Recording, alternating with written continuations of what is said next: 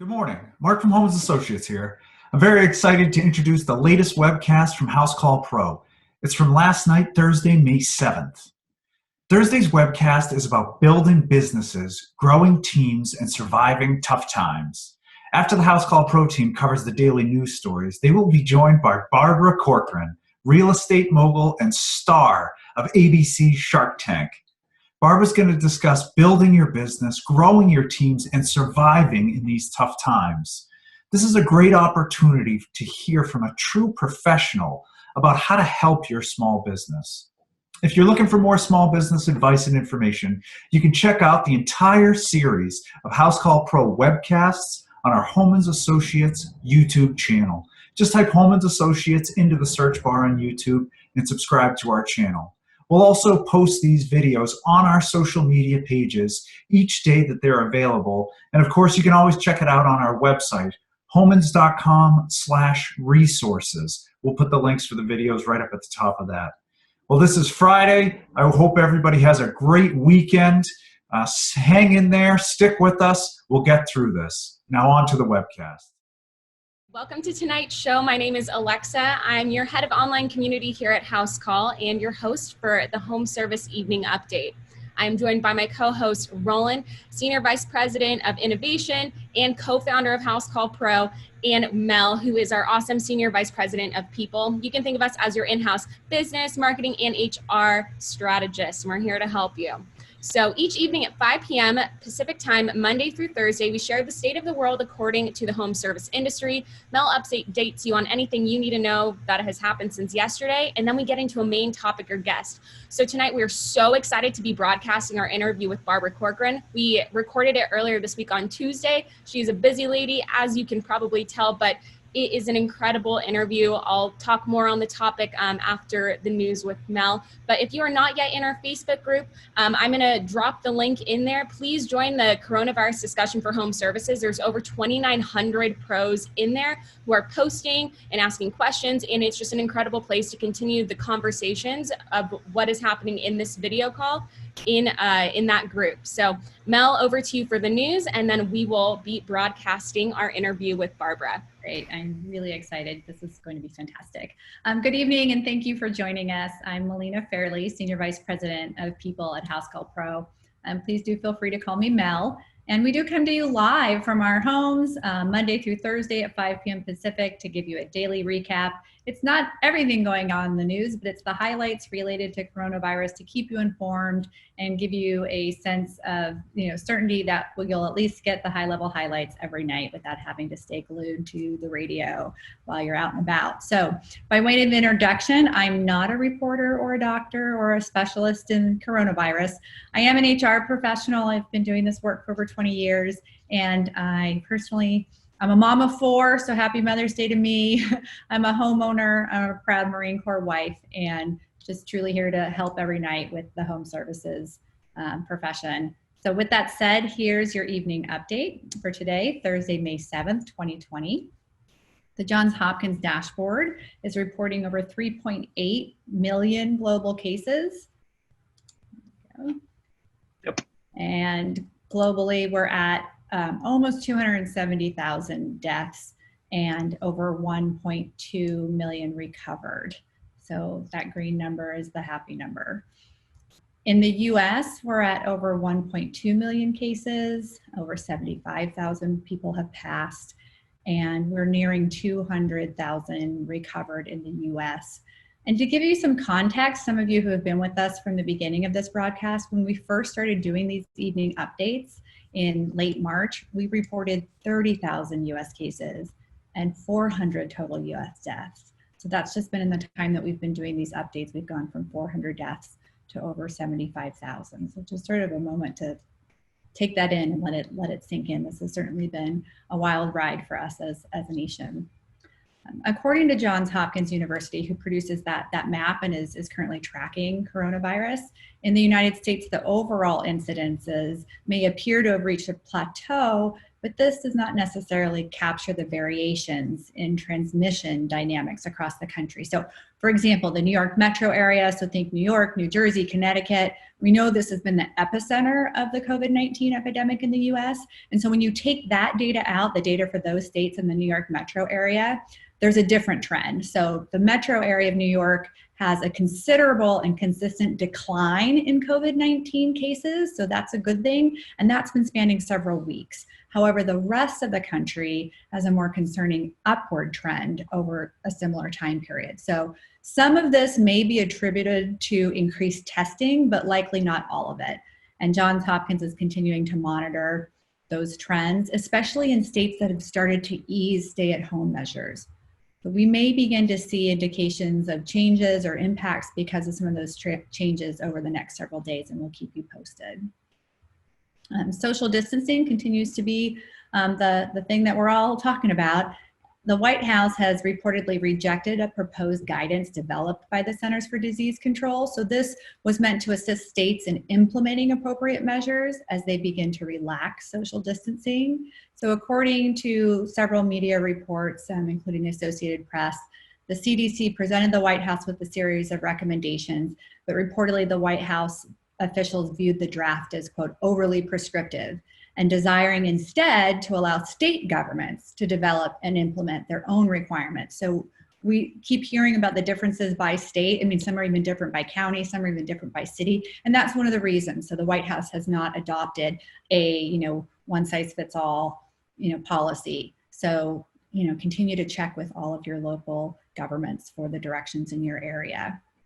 And in new legislation, a bill has been introduced in the U.S. House of Representatives that would forgive student loans for frontline U.S. healthcare workers responding to the COVID-19 pandemic. I think most of us have at least one nurse somewhere in our family. So the Student Loan Forgiveness for Frontline Health Workers Act aims to provide further financial support for healthcare workers treating COVID-19 patients. The CARES Act, which passed previously, did suspend federal student loan interest accrual and loan repayments through September of 2020, but no other measures have yet been passed into law. On sports, I don't get to talk about sports too often. My husband is now tuning in from the kitchen. He's like, sports? The National Football League, the NFL, my favorite sport, issued guidelines for teams to resume operations at their training facilities. So the NFL directed teams to develop their own plans to reopen their training facilities by May 15th, initially limited to non-player personnel. We're still waiting for a timeline for resuming training and practice with players. That will be determined later. The league is also coordinating with the Players Union to develop appropriate protective measures for players. And the NFL announced that it will debut the tentative schedule for the 2020 season tonight. So that was a few hours ago. I haven't checked to see if that's out yet. It's there, so if you want to see it. There you go. If you download the NFL app right now, you can see the entire season right there. That's what my husband's doing right now. Go Hawks. Yes, Homas on tonight, my Washington friends, Olympia. So the NFL had previously announced that international games that were scheduled for this upcoming season would be canceled and instead played in the United States. So go check out the NFL schedule and we'll keep you posted when we figure out when they're going to resume training and practice with players. Alexa, what's coming up now? All right, you guys, it is time for the main portion of programming. My Alexa just went off. Every time. She was excited to hear Barbara. Mine went off too. I wonder how many of you pros, when you watch this and someone says my name, it goes off in here. I feel like a lot of people. Okay, so thank you, Mel, for our news update. Now we are so excited to broadcast our interview with Barbara Corcoran. We recorded it on Tuesday morning. Like I said, she's a busy woman. We are so lucky to have had an hour of her time.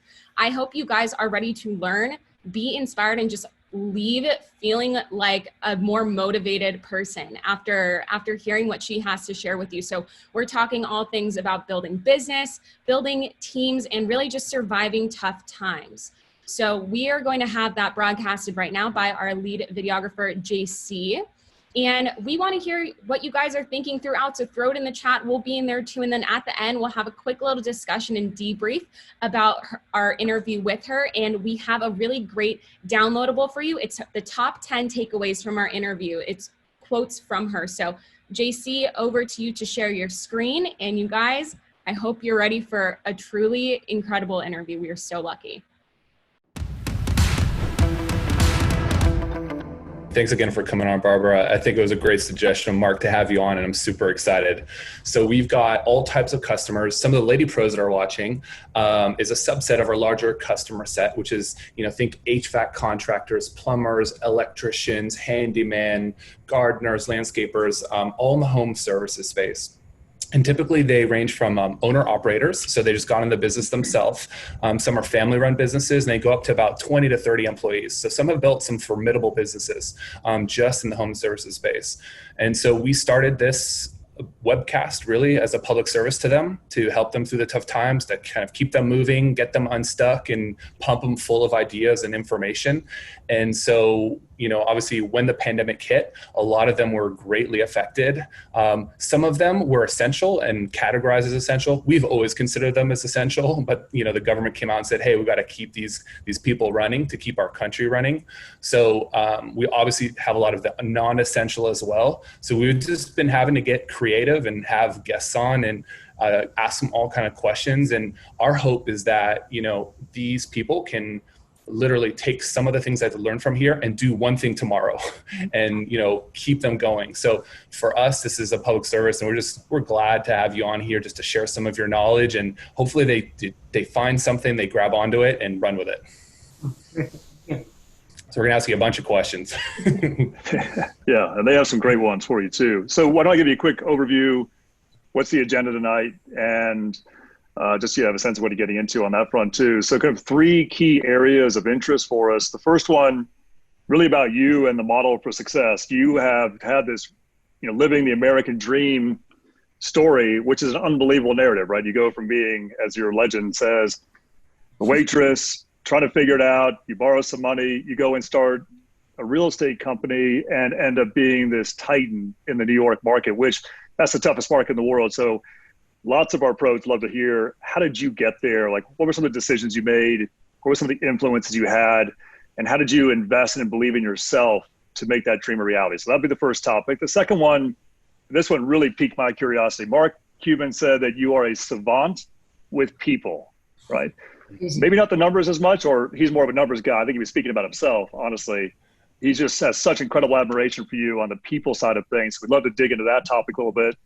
And the third one is really just let our audience ask you a few questions, if you don't mind, and hopefully you have some great answers. I'm sure you will. We're all really excited to hear them. Does that sound good to you? Sounds great. All right, perfect. So let's dive in on this theme of rags to riches, right? So it's a really powerful narrative. It's the American narrative, ultimately. Everyone has a shot at making it big if they're willing to be tenacious, have the grit, have the hustle, and just stay after it. So you've struggled a little bit, it sounded like, when I read, and things I've heard you say, in your early 20s, and then suddenly you hit pay dirt. Like you go out the backyard, shoot, you hit oil on the ground, and there you are, right? Flush. But it's never that easy, right? What did you say, Barbara? I like your version of the story a little bit better. Yeah. Well, we'd love to hear from you. So do you mind just sharing your story with us, and how did you build that real estate empire? Started my brokerage firm. I was an experienced worker for sure. I'd had, I think, a total of 22 or 23 jobs because I worked since I was 11. Wow.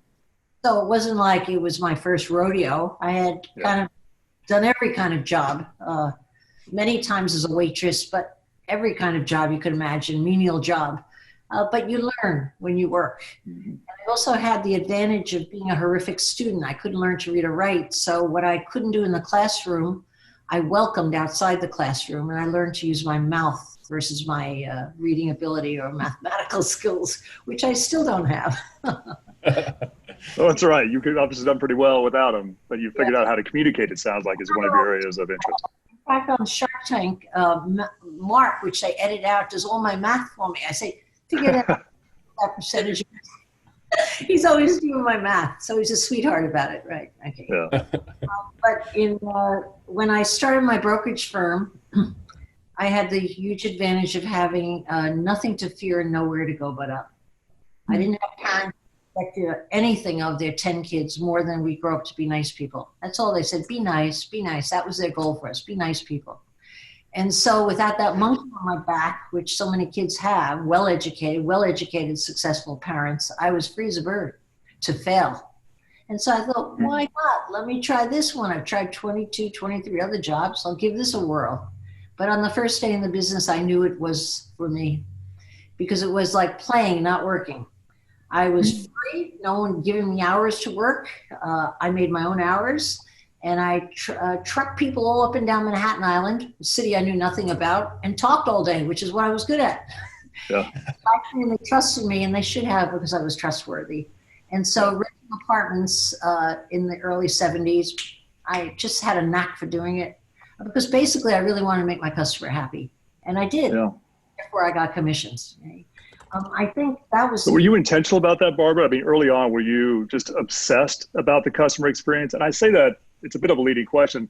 We talk about that with our pros all the time, is that most people can't tell you whether the work is good. Like the light goes on, it doesn't go on. The air goes on, it doesn't go on.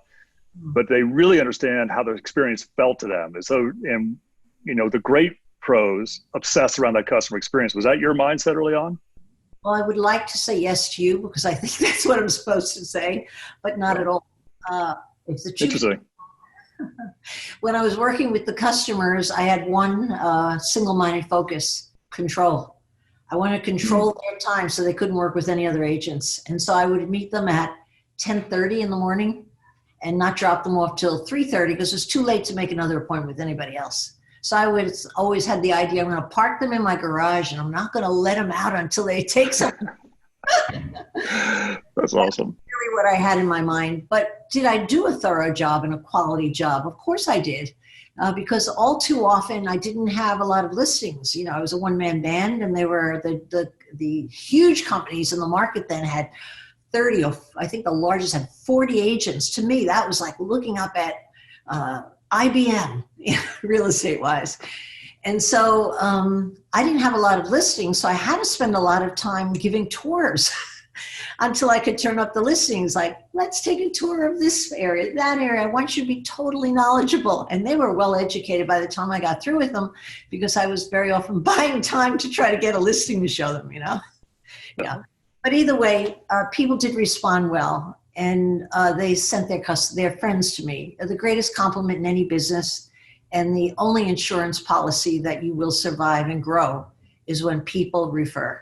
And that's true of every industry. The more people that refer, it's your report card in real life, in business, that allows you to dictate really how far you're going to go. And I knew that people were referring lots of people to me. I had a hard time keeping up with people. Honestly, I had that many customers referred very, very soon, early in the game.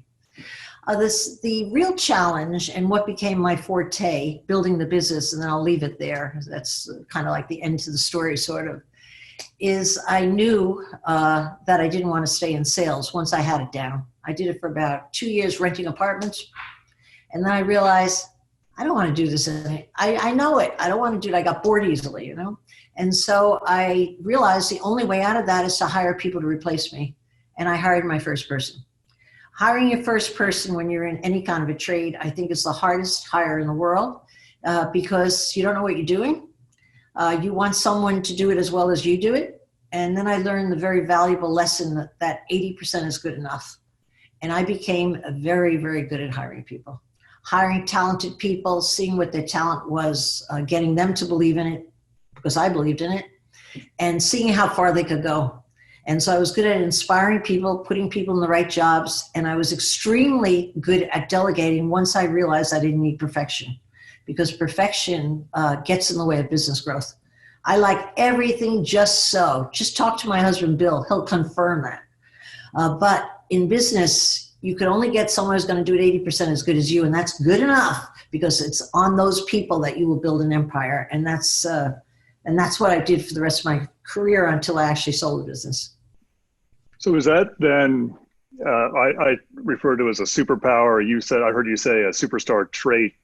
So your real gift is you're really good at selling, communicating, but that was easy for you. Kind of like breathing. It sounds like really it sounds like your superpower is ability to recognize talent and get their best work for them. Is that how you would describe it? Or you tell me in your words.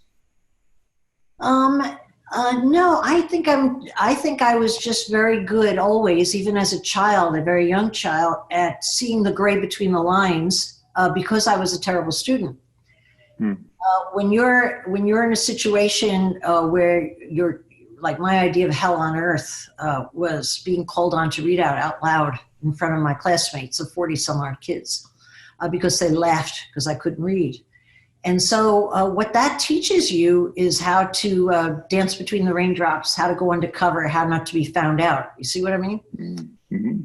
As much of a struggle that is as a child, what it teaches you as an adult, or what you come into your adulthood with, is a special gift. And I think it's true of just about everyone who struggles early on in life with whatever they're struggling with.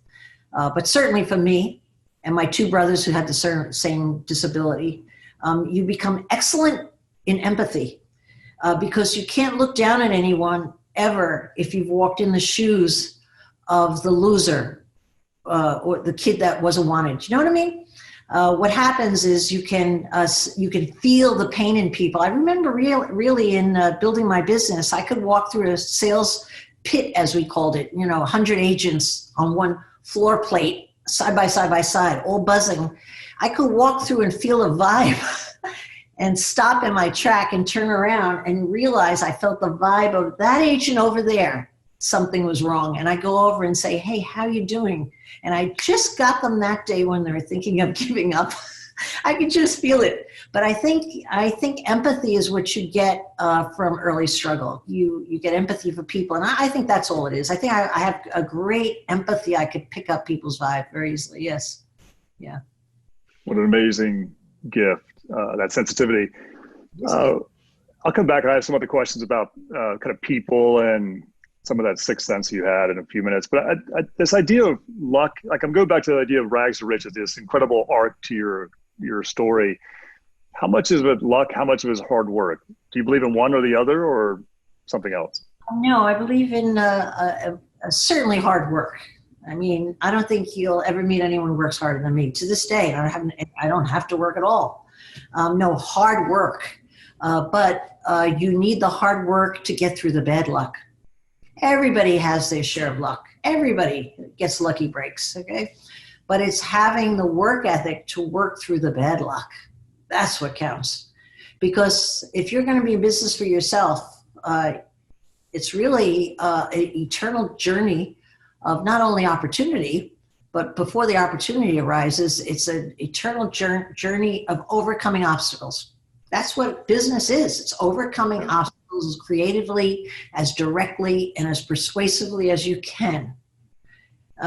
And if you can have the work ethic to just power through those bad times that are plenty of, it's like a marriage, Is it a whole... And wine, I don't think so. But it's the power to be committed that you're going to go through it no matter what, that gets you to the happy dinner out once in a while. Yeah. Yeah, I feel like that's great advice also, particularly, as anybody building a startup, you're going to see a lot of failures. And so it's not just bad luck, but it's the inevitable failures. And that you're not even trying hard enough if you don't have some of those failures because you're not really pushing those boundaries. I feel like that's something that you've said often in many different ways across the podcast, on a Shark Tank, and you're always encouraging that for sure. Mm-hmm. Yeah, to that end, you've got a podcast and you share interesting tips. Sometimes you do interviews. Sometimes there are the call-ins, which is fun to listen to as well. But there's a couple themes that come up very often that I feel like you keep coming back to. One of them being survive through change. I didn't know I had themes. It's almost like as you do it, because you've been doing it for so long, I feel like it's almost just natural and it comes out through the podcast. And one of those is the survive through change. And obviously everyone's going through a lot of change right now, regardless of who you are or what you're doing. There's, creating a great opportunity in every crisis, which is obviously now.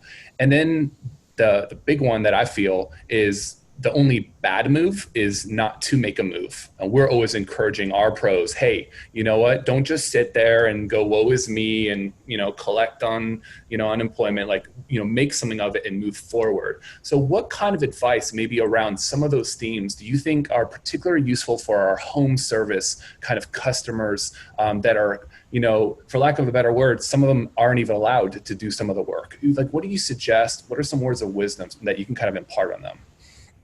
Well, of course, it depends entirely on what is your niche or your industry. So I couldn't give a specific example to a plumber or a carpenter. But what I can say is that even if you cannot work, if you're forbidden to put in the new kitchen cabinets, if that's your trade, you can stay in touch with your customers. And if you're not staying in touch with your customers, you're out of your mind. Let me give you an example that happened to me here. We have around the corner a UPS store, and we have 2 blocks on the other side of me, almost equal, another UPS store. And when I closed my office down very quickly and had people work from home, I have a need for mail services, package deliveries, things of that sort to stay in business. One person is closed, so is the other person closed. They weren't allowed to be open initially. But I got a call on my cell phone from one of the entrepreneurs. He said, I just want you to know, Barbara, I'm here for you. I didn't even know who I was talking to. I guess it's the guy that owns that store. He said, I'll come to your building. I'll pick up packages. I'll figure out the postage. You could pay me later. I just want you to know I am here to service you. I'll do anything to make you happy to service you. I want to service all my customers. He called every single customer he ever had. Is that guy going to stay in business? Yeah, he just opened last week. The other guy's, his sign is still closed until later notice. I didn't hear from that guy. Okay, you got to stay in touch with your customer. If you can fix a toilet, I guess, not that I want to learn how to fix a toilet myself. I just this pandemic, don't like it very much. Okay. You can certainly let all your customers know you're available on FaceTime and teach them how to do it, or whatever the most common requests that customers make that are on the simple side of things. You can make that available. You can find a way. It's more than anything, it's an attitude that, yes, you are still in business and you're living for the future versus, oh, you're waiting for things to return as to what has happened in the past. Wrong headset. Never gets you anywhere in business. And in worse times, it's a death toll. You cannot wait for things to resume, because when you get through this, you're going to find that they don't resume. Nothing comes out of a tragic area, a tragic period without undergoing extreme change. All industries will be changed. And so if you can stay in touch with your customers and kind of like be doing what you can possibly do, finding a way to offer something, you will have your ear to the ground, and you'll be able to spot change faster and know what road might work, what you could do differently. But if you're just sitting it out and waiting it, you might as well really just decide to throw in the rag and save your overhead, because what's going to happen is the smart people are going to come out on the other side with a lot of ideas, and a lot of them will be already enacted, already put in place, or at least the framework's done.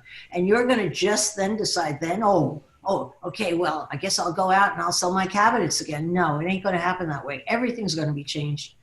And for those victors, the people who in bad times became warriors as entrepreneurs, and that's what you have to do in bad times. You have to be a warrior. For those people who come out, the rewards are wonderful. You're going to have less competition. Not everybody's going to come through bad times. I learned that in when interest rates went up to 18%.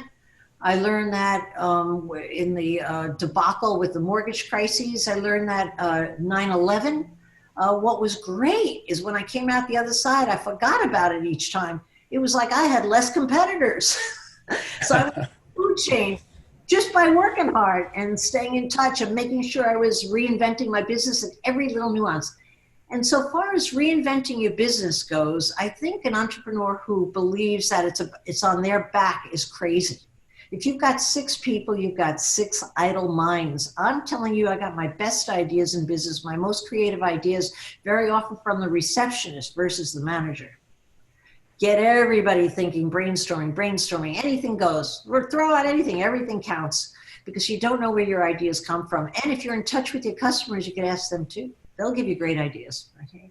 So it's about really staying in the game, totally 150% in the game, even if you can't do the business, because you're gaming for that future date. That's what you're after. Yeah. Yeah, I love that, just that mindfulness towards constant innovation and really that creativity. And then also not just relying on yourself. Although you might be the owner, you might be the boss, you're not the one that's supposed to be in charge of always coming up with the new ideas. And I think there's something that you've done in the past with your reports, with your people in your business to encourage them to give ideas. What are some ways that our pros can encourage their people to bring ideas and maybe not feel judged for bringing ideas? No bad idea, no good idea. What are some tips to encourage this creativity? Well, the earliest device I used to encourage creativity, and then I'll bring it right to today, which I'm doing now, was to establish a shoebox in every office I opened with a slot on top, and it had a light bulb painted on it, and it said good ideas $1. And so anyone could drop any idea into that box. I even found it was helpful for the complainers that you will often get in any organization.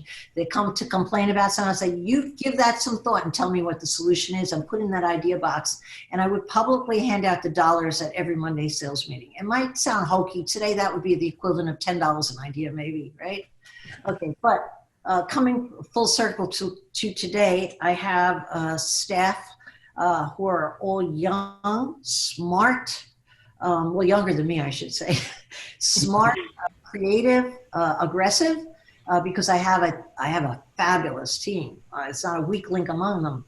But even if half were great and half weren't, I would do the same thing. But what I do is I'm on Zoom with them once a week or sometimes twice a week saying, okay, what can we do? Any ideas? How can we reach out? How can we replace this piece of business we lost that ain't ever going to come back? That's what I feel about every piece of business that's come into my media company now. It came in, guess what, guys? It ain't ever coming back. What else can we do to replace that? Where else can we make money? What's the new version of that same thing that we used to get paid so well for? Everybody's brainstorming, and then no fear of failing. Let's throw it out there and see if anybody bites. We throw more crap out there, but who cares? Somebody's going to bite, and then all of a sudden you see where your traction is, and that's not going to happen with me doing a lot of reading or me sitting in my castle thinking all day long of what my genius idea is. I don't think I ever had a genius idea. All I ever did was make people free to give their ideas. And then the other thing I always found was so useful and good for all your trades is all the innovation never comes from your own industry. That's what I learned. I never looked to the big brokers that when I had my first 100 people, 500 people, I never looked at the brokers who had 2,000 like they were more genius than me. No, the little guy has the corner on creativity. And so I would look across to different industries that had nothing to do with real estate and see if I could apply what they were doing in my own industry. That's how I stole a lot of ideas. They were never mine. So 1 from your team and 2, cross-fertilization from different industries because no one else is looking there. They tend to tunnel vision their own industry. People do by nature. You want to do the same thing. You want to do it better, and who's doing it better? What's my competitor doing? You won't get anything brilliant that way. You get really out of the box thinking. If you could look at the airline industry, what do they do? What does that have to do with plumbing? I don't know, but there's some cross-fertilization there. They're doing something that you could do a little knockoff of. And I found that enormously helpful in my ability to innovate. It wasn't me, it was the company innovated because we had the forum for innovation and the structure to welcome it, you see? Yeah, so I think culture statement there, it sounds like, right? What did you say? I'm sorry? You create a culture, it sounds like, that really, that people are willing to take the risk of bringing their ideas forward, knowing they wouldn't be judged good or bad, but you are just surfacing good ideas, good information all the time. And that it sounds like you're not requiring people to be Steve Jobs, to be the hyper innovator, just be clever. I'm sure if you had the lowdown on Steve Jobs, I'd like to guess how many were his ideas. Probably not.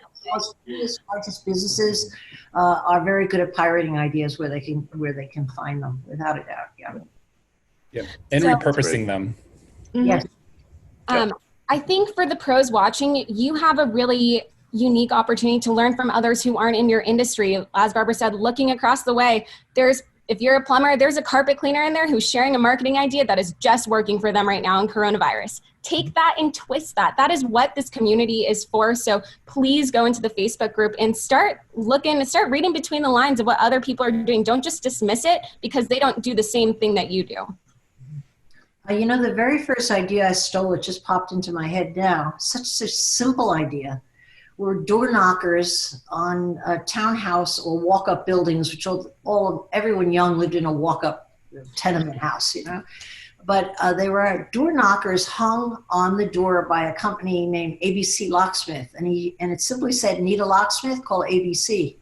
I stole that idea, and when I went into an apartment to show one apartment, I didn't leave until I hung knockers on 200 apartments. I got so much direct response. I didn't get that from any real estate agent. I got it from the local locksmith. And I mean, I just say that because it gives you an example of how easy it is to really get an idea and do something with it, By the way, one thing I want to mention, on the good idea box, I failed to tell you that on Monday, I opened the box in front of the agents in that particular office, read the idea, and whether they were good or bad, they got the dollar. And so I equalized good and bad ideas and kept them coming. Yeah. I think that's a fabulous idea. And we're going to talk more about how to get your employees motivated. So we'll save that for a little bit. But all of you pros should be having idea boxes in your office. I think at one point we had an idea box, but we're a crazy startup, so it's somewhere in our office. It's lost, but we're always sharing ideas. No one's in their office right now, so you could accomplish the same on Zoom without a doubt. Yeah. So, Barbara, if you don't mind, I'd love to go back to the topic of people and hiring and management. And I say that because we do these mastermind events where we go and set up a day-long experience for our pros. They come for a community, they come to learn from their peers. They also just come to learn about different topics. Hiring and people practices, obviously, often the most confounding. Here's a little bit of context why. A lot of our pros are really good at doing the work themselves. They figured out how to be successful as a one-person shop, but ultimately they're an army of one, and they get to a point and they say, okay, you know what, I've got to make that first hire. As daunting as that is, I've got to get someone else to come work with me in this business, so I really want to get some scale behind it. But it's an overwhelming idea because they good at the work, good at selling, but can they go feed somebody else? Can they take care of somebody else? And how do they go find that person in the first place? Clearly, you've been exceptional at this. Do you have any insight or any ideas for our pros on thinking about hiring and management for a process from a philosophy on that front? Well, I have a philosophy of who I like to hire, regardless of what business I'm in and what I want to accomplish. Number one and foremost, I only hire happy people. Early in my career, I hired a couple of, when I was able to attract a real salesman in versus somebody who had no experience, I was able to attract a really good salesperson who was negative, but a real good seller. And I thought, I'll teach her how to be happy. She'll fit in here because I can make anybody happy. Well, I found out if her mother and father couldn't make her happy and she was miserable, I didn't have a chance of making her happy. I gave up that philosophy and decided just to hire happy people. I'll tell you why something as simple as happy is important. Happy people are team players by nature. They collaborate well. They're less territorial. And they create a can-do attitude just by nature of their sunny disposition. It's not that you don't need people who are critical. You need critical thinkers to grow a business and compete. But it's a disposition toward pleasantness. And also, I wanted to be happy. I came from a very happy family of 10 kids, so we were really a happy family. And I didn't want any unhappiness around me when I grew up, right? All right, so that would be one. Make sure you hire happy people. And then the other thing that I really do practice and will always practice, because I discovered it early on and I made it a guide for myself, which is there's really only two kinds of people at work. By nature, they're either expanders or containers. Expanders, stereotypical salesman who's blustering, what can I do, what can I do, oh, I know we're going to make that deal, That's an expander. What can I do differently, blah, blah, blah. That's my nature. I'm a very excellent expander. Then there is the container, equally important in business. The person who's going to anticipate that money coming in, not spend it, figure out what they need it for, put a system in place, make sure you have insurance, and make sure your files are in order. It's not unimportant. If you're going to repeat the same function again in your business, whether you're one and you want to grow to 3 people, you need systems. That's a container. So that I learned to, in an interview process or even meeting someone, because I usually recruited whoever I met, I got them to come work for me if they were good. But in meeting people, you should ask yourself, are they an expander or container by their nature, by their very nature? And people are one or the other. I don't find people are both. That's what I have found. And so I found my business partner, Esther Kaplan, and that might be something worth considering. She was the ultimate container. She was as strong in that area as I was strong as an expander. And that's why we were able to build such a big business. I guess if you didn't have the ability to hire people, you didn't have the ability to juggle, and you didn't have the ability to inspire, those are a certain category of gifts that tend to come with expanders. Maybe find yourself a partner who is an expander. Yeah. You know, but you will not build a business unless you can hire people and manage them well. How are you going to build a business if not through people? I don't care what you do for a living. You build an empire on the backs of the people that support you. And you've got to choose the right ones that are able to build that pyramid and get you higher and higher and higher as a business. That makes so much sense. I mean, otherwise you are just a one-person army, right? There's only so much work you can do in a 24-hour day. So you really need the leverage of other people to scale. And I really like that comment about a partner, right? Because if you're self-aware enough to know these are my strengths and what my weaknesses are, and if I can find the right person to match up with that, then we're unstoppable at that point. And you know, everybody knows someone. It doesn't mean that you have to be partners forever. My partnership happened to work for the 22 years I built the business. But I have seen with my entrepreneurs from Shark Tank, many of them have unsuccessful partnerships and go out of business. But they were going to go out of business either way. It wasn't the partnership that ruined it. But of all of my most successful entrepreneurs that I've invested in, they're all partnerships, every one of them. And I tend to be biased toward wanting to invest in partnerships because it's hard to get everything in one person. Think about it. All the skill sets, you could hire the right skill set, but you need a sizable firm to be able to do that. I'll hire my own attorney. I'll hire my own draw organizer. I'll hire my own accountant. You need to have size. You need to have already expanded a bit to get to that point in your career. But you can find a partner who's opposite to you. So I always think it's a good idea, and I do this with my entrepreneurs. Sit down and write a list of what you're good at, and then try to find someone who's good at the stuff you're not good at. It sounds simple, but it's really true. It's hard to do though, right? I mean, to be able to take that risk and really look at yourself and say, this is what I'm good at. And I really have some areas to work on. Like I love working with Roland, right? He's an idea factory. I'm more the container guy. I'll just scale something once he's proven the 0 to 1 part of it. I could have told you that on your first hello. I'm sure you could. It's never surprised me on that front. But I love that idea. It's such a wonderful thought to find the right container, or right partner. Okay. So as a fellow expander, now that you define, I'm for sure an expander. I'm not good at math, not good at stats, don't like it, but I sure surround myself with people who are good at it and who can help me. But I can create ideas out the yin yang, And it's for me as an employee of Housecall, Roland is my boss, and he's a boss who really motivates me, and he encourages my creativity. And if I have an idea, maybe it's not that good, we work on it together. So my question to you, in an interview you did with Guy Raz on How I Built This, my favorite interview with you, you talked about some incentives you've used over the years to motivate your people. Would you mind sharing some of your ideas on that front? I know our pros are always looking for ideas for how to incentivize their techs. I think we all tend to think you motivate through money, and money counts. If you can pay someone more than the next guy, you got a better shot at keeping that employee happy. But equally important, and I used it even when I had money, I still used it instead of money, is recognition. If there is one thing that people yearn for, is to be recognized for a job well done, for a good idea, for helping out, any positive thing where the hand goes out, anything that they accomplish. I believe you should find a way of recognizing it and be acutely aware of how needy people are for recognition. I am.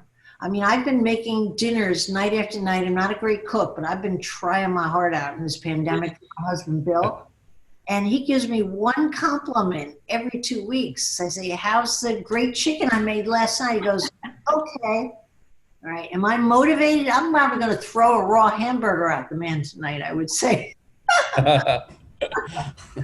Am I that needy for a compliment? Of course I am. We all are. Okay. So I created systems once the business got bigger to make sure recognition happened in an automatic fashion. Boom, bada boom, bada boom. It was never forgotten.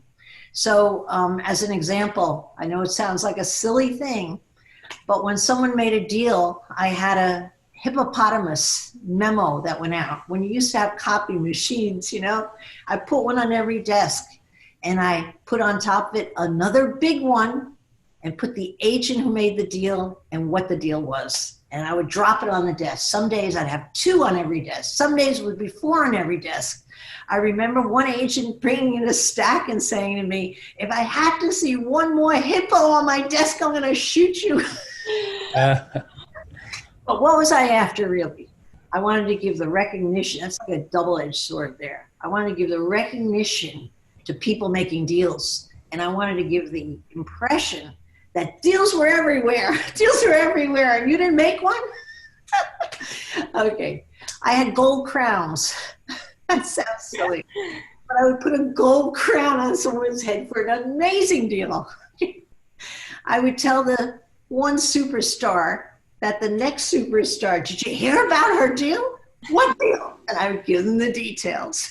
Jealousy, wonderful motivator. Mm-hmm. But then I would have people stand up and tell them about the details of the deal.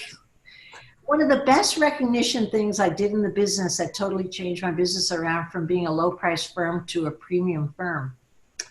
Nothing more than a simple gimmick. I announced one sales meeting that anyone who made a deal over $1 million was going to get a gold ribbon. How amateur is that? But I got big horse ribbons, the kind they put on the side of the horse. And the middle said $1 million, 1000000, however many they are. And I said, whoever makes a first $1 million deal is going to get this ribbon. People laughed me off my box that I used to stand on. They laughed. But one new agent, a young guy, got turned on, and he got the Guggenheim listing for $1.6 million on Park Avenue from his the guy in his dental office that cleans his teeth. What do you call those people? Dental hygienist, yeah. Culture specialist. All right, his hygienist knew the chauffeur from Mrs. Guggenheim and made the introduction. Go figure. But when he raced in with his first $1 million listing, I had him stand on the box and announced, Ron Rossi has just made the $1 million first listing, and here's his gold ribbon. People hated Ron. Within a year, you were nobody if you didn't have gold ribbons on your bulletin board in front of your desk. Mm-hmm. It's a culture. It was recognition. That's all that did it. I think I paid 50 cents a ribbon, custom printed. I had 1,000 of them. Sooner or later, I was printing them 5,000 a piece. I know I'm not making fun of anyone. I say it from the viewpoint of myself. I love recognition. You give me a compliment, I'll do anything for you. Same. And I'm not unlike most of the people out there. You have to institutionalize, you must institutionalize the repetitiveness and the touch, the many touch points of recognition if you plan to build a well-motivated business. Mm-hmm. Because recognition is as important as the money you pay people. I'm convinced of it. Mm-hmm. An example, so I used to be on the customer success team at Housecall Pro, and I too am just extremely motivated by recognition, someone saying, hey, Alexa is doing a killer job. We used to have these laminated badges with like different goals that we could achieve. So who made the most calls, who helped the most pros this week, who sent the most texts. And then on the sales side, we have this gong that's like annoying for people who aren't in sales, but it's really great recognition for them to hit the gong when they make their first deal. And I'll tell you, I had those laminated badges all over my desk so everyone could see that I was doing an amazing job. And then we got to turn those in for swag. You can absolutely do that in your home service business. Oh, I have so many Housecall Pro Lululemons. I have what else? The Patagonias. We stopped doing that. Kind of cost a lot of money, but it was fun while it lasted. So there's an idea for you guys. It also keeps people focused, which is the whole idea. Absolutely. So next question for you, Barbara. Just recently, you've been talking a lot about just finding opportunity in crisis. I think it's important for our pros to really understand what you mean by that. So maybe you can kind of grow on that and tell them a little bit more about what you meant. Yeah, well, I think we touched a little bit earlier on that same topic. You know, crisis mixes up the playing board is what it does. Okay, everything that came before the rules change, the players change, the chips change, the needs of the customer change. I mean, it's the idea. For example, if I had a retail dress shop in my neighborhood, and there's a great one that I actually got this beautiful dress from, I frequent, I do not believe they will open up again. I'm sad for that because I ran into the principal, and she's waiting for the clouds to clear to open her shop safely, and she does not have deep pockets. When I spoke to her on the street from 10 feet away, I walked away and I thought to myself, I feel so badly, not that she's not going to open up, but I feel badly that she didn't think to suggest to me, how about I drop off 3 dresses at your doorman that have your name all over it? I know what you like. She knows what I like now. She knows my colors, my cuts. Why didn't she think of that, to drop off 3 dresses at my doorman? I could have tried them on and maybe made a sale. She could be like the Avon Lady of Dresses. She's got all local customers, probably within 10 city blocks. That's it. That's her trade. She didn't think of that, okay? So who will get the opportunity? The person when she goes out of business, God willing she doesn't, but let's say she goes out of business and she has exorbitant rent there. The retail sector is suffering across all boards, all cities. Those rents that you see on street level anywhere in America are going to be worth so much less when we come through this crisis, and some other dressed person is going to open a shop there, probably 2/3, maybe even half the rent. Lower overhead, smaller, larger margins for herself. She's going to be the victor, or he's going to be the victor, and that lady's going to be history. Okay, that's the difference between opportunity ceasing it. It's a headset. It's a headset. It's really what it is. It sounds like mumble jumbo kind of stuff. I'm not saying that, but it's a difference between her headset and that the UPS guy, the Kinko guy rather, that called me and hustled me, and I've been in and out of his shop, dropping it off, just leaving it on the curb. He runs out, smiles, locks the door, takes my package. Who's going to be in business? Okay, who's going to have a bigger business and probably open a second shop? I bet that Kinko guy will. And who has lost that space to that Kinko guy who will probably get it discounted space, which her dress shop used to be? Probably that Kinko guy. There's always a victor in a war, and there's a loser. And that's exactly what we have right now. So, not that you want to wish nobody should lose, because people pour themselves into their business, They take risks. I mean, why would you have even gone into business if you don't want to take risks and you didn't want to hustle? That's what it's all about. But that's what I mean by that. There's opportunity everywhere. Opportunity everywhere. It's funny. I've been looking up and down the streets and thinking, and I'm going to brainstorm on it with my group this afternoon, because I'm in the real estate trade and I should have the idea, but I've learned long ago I don't have the good ideas. Everybody has the good ideas. But I've been looking at these retail spaces and realizing more than half are going to be empty and stay empty, maybe forever. That's what I think as a result of this. And what other use could that be on street front? What other use could make of it? How could I make an investment out of that? What could I do? Yeah, and I keep thinking there's going to be an opportunity. That kind of thinking of looking at everything at the end. How do I fit in? How do I fit in? So again, I say it's more of an attitude toward the future, which I think I mentioned a little bit earlier. Yeah. Sorry, Roland. Something you said on the coronavirus episode of your podcast was, you have to be the hero when you come out of this, but also taking this time to dream and reimagine what your business is going to look like after this. And that was something that really stuck out to me. And that's a theme that we've been trying to weave through these broadcasts now for the past 8 weeks. Don't just sit there. Think about who your new ideal customer is. Think about the different marketing techniques you're going to be putting forth right now, not after this, right now. So that was something that stuck out to me on this same note. And I might say one other thing. If you really can't think of how your business might change or what the customer's need is going to be, and that's the root of every business. What the customer needs is what the business is about. You could really survey your customers. You've done work with them before. You can dig out your files for the last 6 years and say, hey, remember me, Joe, blah, blah, blah. I'm looking at my business and I wonder if you could spend a few minutes with me. You've got goodwill established there. People won't hang up on you. And you could just pirate ideas from all your customers' brains when they say, well, I'll never go into a cabinet shop again because I realize I've been shopping online. You know, you could really walk in their shoes and get good ideas. I have no doubt if you'll take the time to do that and believe that they're there to be had, which they are. Yeah, and I think just talking to your customers, but also potentially selling your customers, potentially something that doesn't even exist yet, just to gauge their feedback.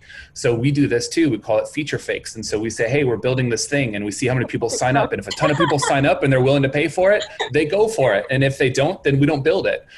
So I feel like there's a lot of goodwill, like you had mentioned, that all of you guys should just be thinking about, just utilizing it, because now is the time to go cash all that stuff in.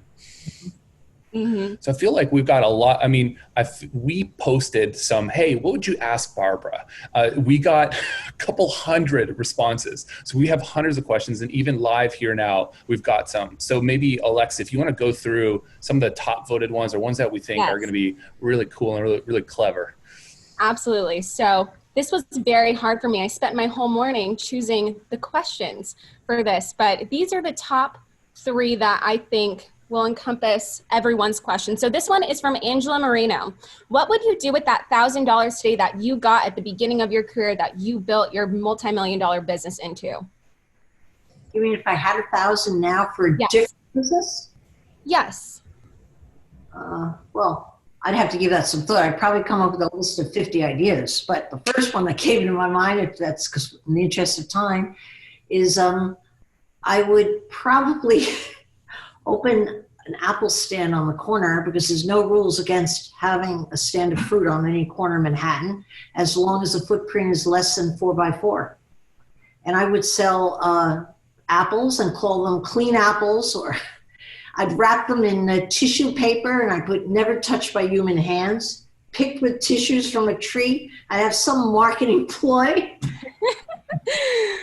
I'd double my money, because I'd probably have a markup of 50% or whatever I could get away with. Yeah. Now I would bring my trade to where people are and tailor my pitch to what people are afraid of, to cover that fear and try to give them a healthy something that's going to make them happy. I would think I'd have to give that some thought, needless to say. I wouldn't spend my $1,000 that readily. So on apples, got it. But after I had 50 ideas, I'd pick one, and I'd probably have 5 good ones, you know? Yeah.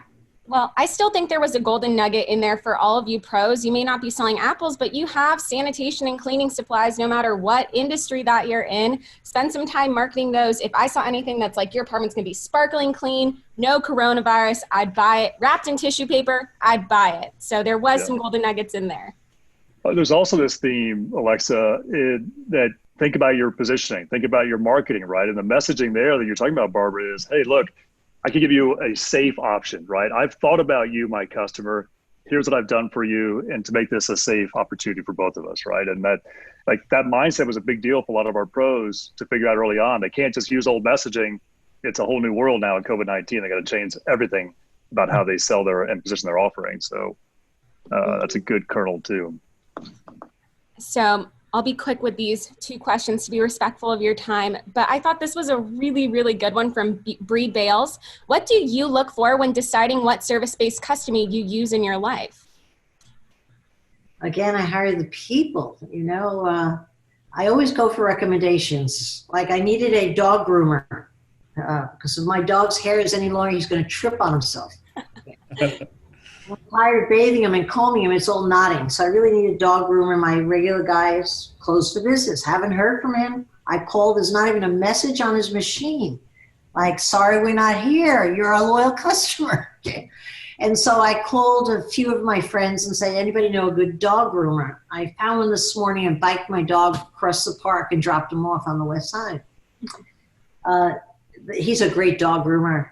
I wasn't necessarily going to leave him with my dog if I didn't like him, even though I had an appointment. I left my dog in my basket until I sized up the guy. But within 10 seconds, I said, what a winner. This guy's twice as good as my old guy. He owns me already, okay? My dog is getting groomed happily as we speak, and I have no doubt it'll be fabulous. It was his dedication to wanting to please. That was so obvious, okay? And that's typically the route I will do. I always ask for recommendations, and then I interview in a phone call. And how do I interview in a phone call? Not so much what you charge, what do you charge? Do you clean furniture too, or just carpets? Not that kind of thing. I usually get on the phone and I interview as though I'm hiring them, like for my company. How you doing? Francine recommended me to you. Have you worked with her very long? Do you know which Francine? And then you get a feel for the individual. You can sense quality individuals, I think, if you just ask a few questions. And then that's how I hire everything through referral and then through a brief interview, trying to get the person as relaxed as I can get to talk about other than factual answers, because factual answers just give you the facts. It's not really what you're after a person. And the kind of great questions give you the sense of the individual, I think. Mm-hmm. That's such a great point. You're not just doing business with them. It's not just transactional. You're starting hopefully with a lifelong relationship with this customer. So keep that in mind when you're talking with them, especially right now. Barbara's not going to be calling her old dog groomer anymore. Be that person, but in plumbing. Give him an answer on his answering machine because I know he's not checking it. I'm not even going to give him a tip. And so for our last audience question, this is from Josh Wagman. Do you have any advice or keys to balance on growing a business and a successful family life? Yes, you have to divide your time. I have managed to do that. I value fun as much as I value my business. As I love to have success, but I want a very fun-filled life with my friends and my family. And so this would be hard to identify with it now considering the environment we're in. But I plan my vacations every 6 weeks without fail. Every 6 weeks I was on vacation. And you know what I found? I found that I not only had a ball on the vacation, regardless of how much money or how little money I had to spend, but I had 6 weeks to look forward to it. Not only that, I knew in 6 weeks I was pulling out, created a psychological deadline to get stuff done. So I won by that all the way around. And when I went on vacation for the week, I refreshed my mind, my body, my sense of fun. And I came back with lots of ideas. I never had a good idea at my desk, my own ideas, never once. I always had great ideas when I was playing. And in fact, I might add that for the people in my organization then and now, this business currently, I make sure I have fun with them. It's such an important card. If you want to be an innovator, you have to have fun with your people. I don't mean just the Christmas party, which is so boring. Oh, Merry Christmas. Let me toast you. You're wonderful. Nah, people have enough of that in their life. I'm talking about a drag party or ride an elephant, hop on the back of a motorcycle, something really fun. If you can keep people out having fun, you will have the innovative company. That I'm convinced of. I've done it again and again and again. Okay.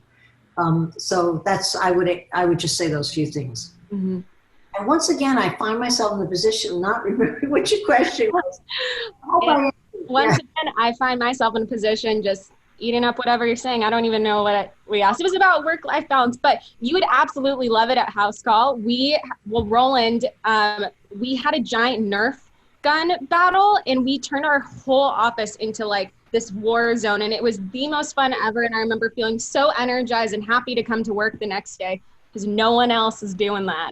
Well, guess who else is going to do it? Me. I'm ordering those Nerf guns today because my teenager is ready to kill me at this point, and I need to shake it out. Okay, thank you for a good idea. You're welcome. I'll send you the video of it.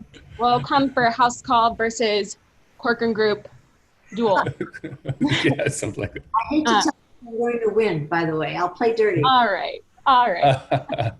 See, always in the gray. I like it. That's how we like to roll.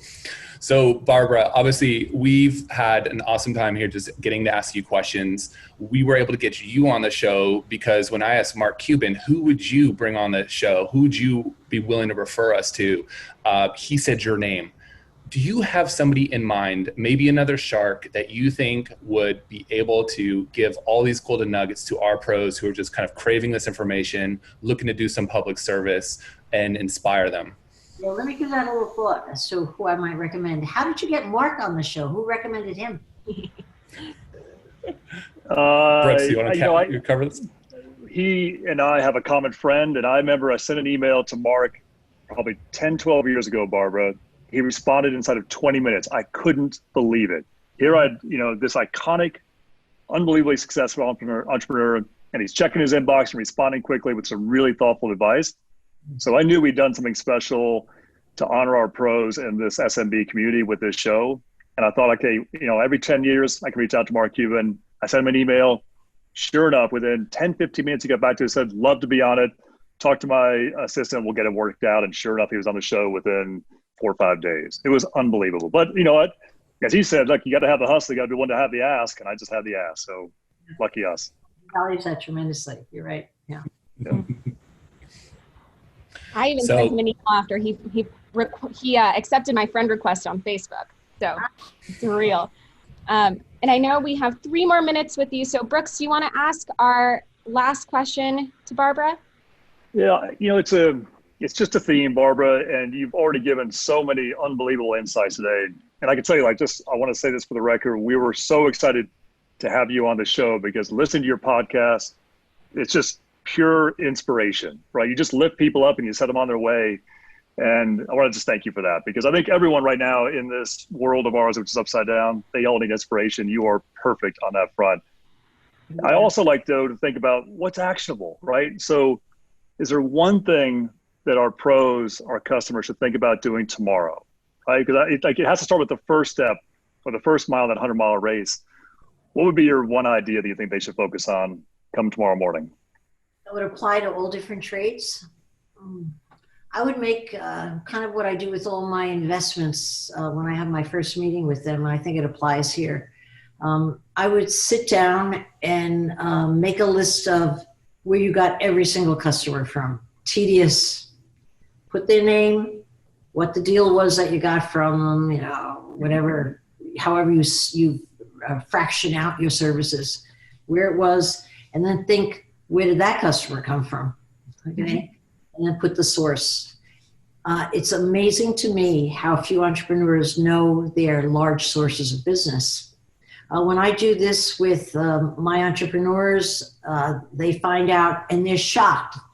They've been in business 4 years, 6 years now, some of them, and they're shocked that 70% of their business came from 2 trade shows that were 4 years ago. Yeah. And they don't do trade shows anymore. Like, what? Or it comes through the wife's social connections who made the connection here, there. You have to know where your business comes from. I think you do that for yourself. The source of every piece of business. And then think to yourself, could I do more of it? How do I do more of it? And if it's gone away, that source, and it ain't going to come back, what could I substitute? What could I love that idea. Yeah. Know your customer, know where you've been lucky, know where you've been fortunate, and just do more of the same, right? Put good against good. That's a great idea. Do and forget about the old thing that worked. Both are important. Mm-hmm. Terrific. Well, thank you for that insight. That's a great little golden nugget for our audience. I'm sure they're going to appreciate it. So thank you again. Alexa? Thank you so much for joining us. This was incredible. I can't wait to rewatch this and take more notes. Okay. And you, young lady, you should have your own business. Leave your boss soon. All right. You heard her, guys. Moving to New York City. I'm going to be a producer. And to your bosses, let me say, you should make sure you pay her well to make sure you keep her and promote her. This is the best call of my life. I'll be reaching out. I'll have my people reach out to your people, Barbara. We'll see what we can do together. Okay. All right. Well, thank you again for joining us. We appreciate your time and talk soon. Thanks, Barbara. Thank you so much. I'll be reaching out to you for an introduction. Okay, great. Bye-bye.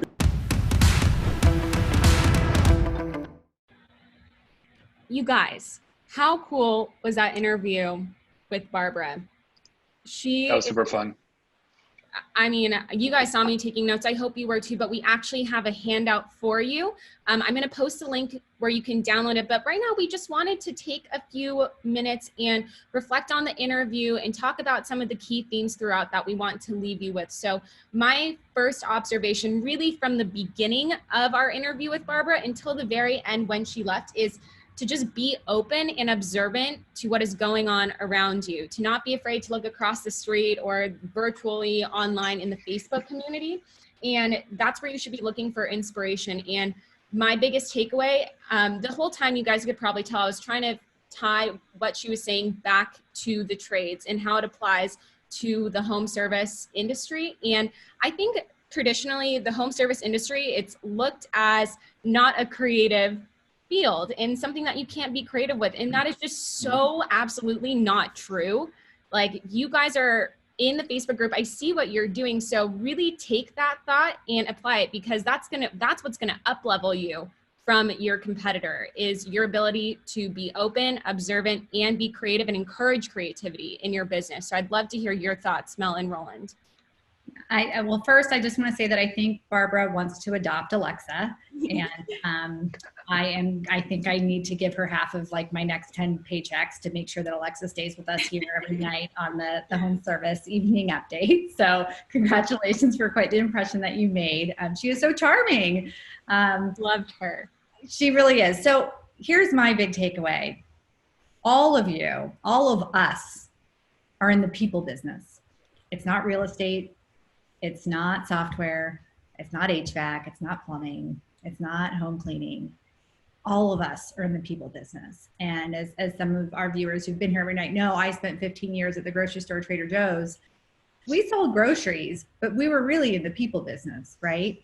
Fantastic employees with personalities and kindness that, you know, can deliver up hummus and organic olive oil with a smile. So hire happy people. You know, you can't fix people. If they're coming in and they're already in a place where they've got high technical skill, but they're struggling in lots of other areas, like, let those people focus on that struggle as opposed to trying to think that you're going to fix everyone. So many people get frustrated by hiring and who they have on their team. And I wonder sometimes if we are blinded by technical skill and ability and the talent to get the job done, but lacking the talent to empathize, to connect. So we're in the people business, every single one of us, and especially everyone in the home services. It's called home services. I mean, what is more people oriented than someone's home? So that was my huge takeaway. I'm like, she's not in real estate. She's in the people business, and so are we. That is yeah, and I feel like building on that piece too is obviously that creativity. You know, it's not just going to come from you. It's going to come from your happy employees that you hire. And so use everyone's talents to come up with stuff.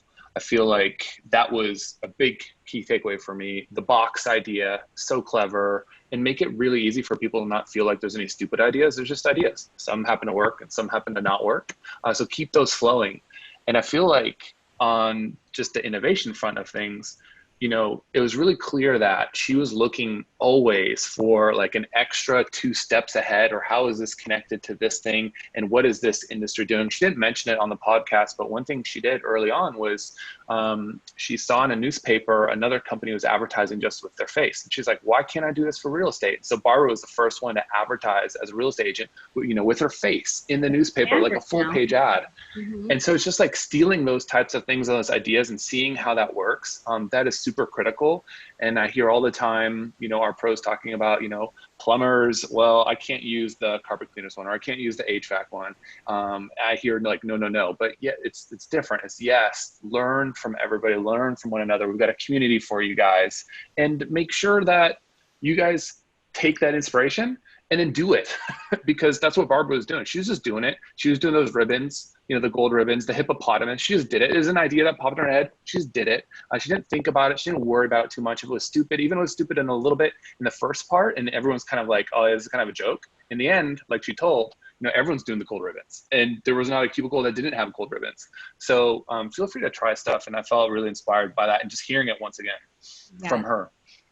it was even better the second time. I have even more notes now than I did the first time. But speaking of continuing to innovate and be 2 steps in front of yourself, I just posted the link in the chat to where you can download the 10 takeaways from Barbara. So we actually attached it to an article we made on how to offer gift cards, because that is a really creative idea. You heard her. She was disappointed that her dress lady wasn't thinking outside the box and delivering to her door. I know Mel wants that service now. I want that dress lady. The dress lady. So be that person who thinks outside the box. I think gift cards are a really good place to start. I've been seeing it more and more now, but right at the very top, you're going to see a download here, and it's the 10 takeaways from tonight. So we would love to hear what your takeaways are. We'll start a thread on Facebook. We would love to hear your thoughts on tonight's interview and who else you want us to bring on. That would be really exciting for us too. So, and Isaac asks, is there a takeaway list from Mark's interview? Not right now, Isaac, but it's probably a good idea to create one. So I'll put in that request and we'll create a key takeaway. We should probably do that with Jocko as well, because this key takeaway list is awesome. So yeah, the PDF will include, I feel like I also put it in, if you text files to 31996, if you just text that in, you click that link, it'll take you to a Google Drive that's open, that's got all kinds of stuff in it.